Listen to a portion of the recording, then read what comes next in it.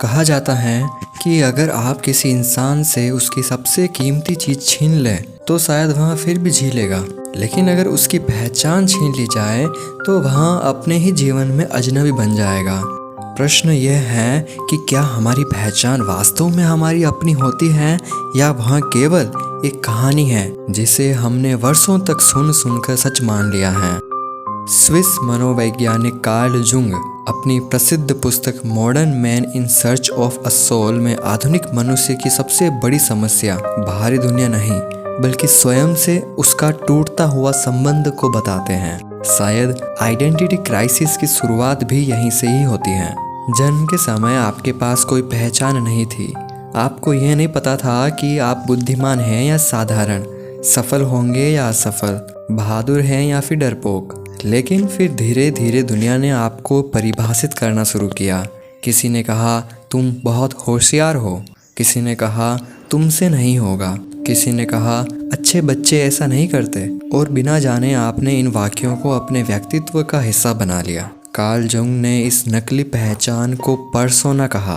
Persona यानी वह चेहरा जिसे हम दुनिया को दिखाते हैं, एक ऐसा मुखौटा जो समाज की अपेक्षाओं के अनुसार बनाया गया है। समस्या मुखौटा पहनने में नहीं है। समस्या तब शुरू होती है जब हम उसी मुखौटे को अपना वास्तविक चेहरा मान लेते हैं।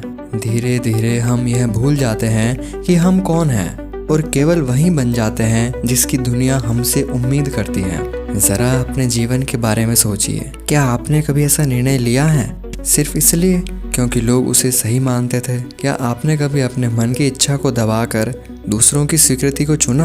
अगर उत्तर हाँ है तो संभव है कि निर्णय आपने नहीं, आपकी पर्सोना ने लिया है। लेकिन जुंग यही नहीं रुकते। वो कहते हैं कि हर पर्सोना के पीछे एक और संसार छिपा होता है जिसे उन्होंने शैडो कहा। शैडो यानी हमारे व्यक्तित्व का वह हिस्सा जिसे हम स्वीकार नहीं करना चाहते। हमारा डर, हमारी ईर्ष्या, हमारा क्रोध, हमारी असुरक्षाएं और कभी कभी हमारी सबसे बड़ी क्षमताएं भी। क्योंकि समाज ने हमें सिखाया कि कुछ भावनाएं अच्छी हैं और कुछ बुरी, इसलिए हमने बुरी समझी जाने वाली हर भावना को अपने भीतर धकेल दिया। लेकिन दबाई हुई चीजें समाप्त नहीं होती, वे केवल अदृश्य हो जाती हैं। जुंग की एक प्रसिद्ध बात है, Until you make the unconscious conscious, it will direct your life and you will call it fate। अर्थात जब तक आप अपने अचेतन को सचेत नहीं करेंगे, वह आपके जीवन को नियंत्रित करेगा और आप उसे भाग्य का नाम दे देंगे। शायद इसी कारण हम बार बार वही गलतियां दोहराते हैं, वही रिश्ते चुनते हैं और वही डर महसूस करते हैं। एंड फिर हम कहते हैं मेरी किस्मत ही ऐसी है, जबकि कई बार समस्या किस्मत नहीं होती। समस्या वह होती है जिसे हमने कभी समझने की कोशिश ही नहीं की।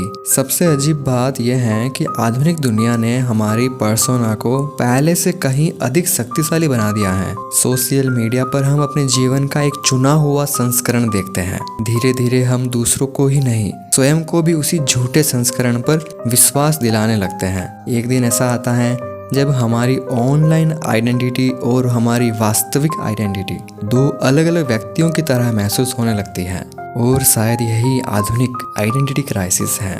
जुंग का मानना था कि जीवन का उद्देश्य केवल सफल होना नहीं बल्कि इंडिविजुएशन है, अर्थात अपने वास्तविक स्वरूप को पहचानना। वह स्वरूप जो समाज की अपेक्षाओं, डर और मुखौटों से परे है। और यह यात्रा आसान नहीं होने वाली, क्योंकि इसमें आपको दुनिया से पहले स्वयं का सामना करना पड़ता है। हो सकता है आप वह व्यक्ति ना हो जो आपकी डिग्री बताती है, हो सकता है कि आप वह भी ना हो जो आपका प्रोफेशन बताता है, और शायद आप वह भी नहीं हैं जो लोग आपके बारे में सोचते हैं। तब प्रश्न बचता है कि मैं कौन हूँ। शायद इस प्रश्न का उत्तर किसी पुस्तक में नहीं मिलेगा, लेकिन हाँ, गीता में मिलता है कि हम आत्मा है जो शाश्वत सत्य है, इसमें कोई दोहराई नहीं है। लेकिन कार्ल जुंग की बात करें तो उत्तर देने की जगह प्रश्न पूछना सिखाते हैं, क्योंकि पहचान खोजी नहीं जाती, धीरे धीरे प्रकट होती है। हर बार जब आप अपने डर को देखते हैं, हर बार जब आप अपने मुखौटे के स्वयं को स्वीकार करते हैं, और हर बार जब आप दुनिया की आवाज से अधिक अपने अंतर्मन को सुनते हैं, तब आप अपने वास्तविक स्वरूप के एक कदम और निकट पहुंच जाते हैं। और शायद जीवन का सबसे बड़ा संकट यह नहीं है कि लोग आपको नहीं समझते। जीवन का सबसे बड़ा संकट यह है कि कहीं ऐसा ना हो कि आपने स्वयं को कभी समझने की कोशिश ही ना की हो।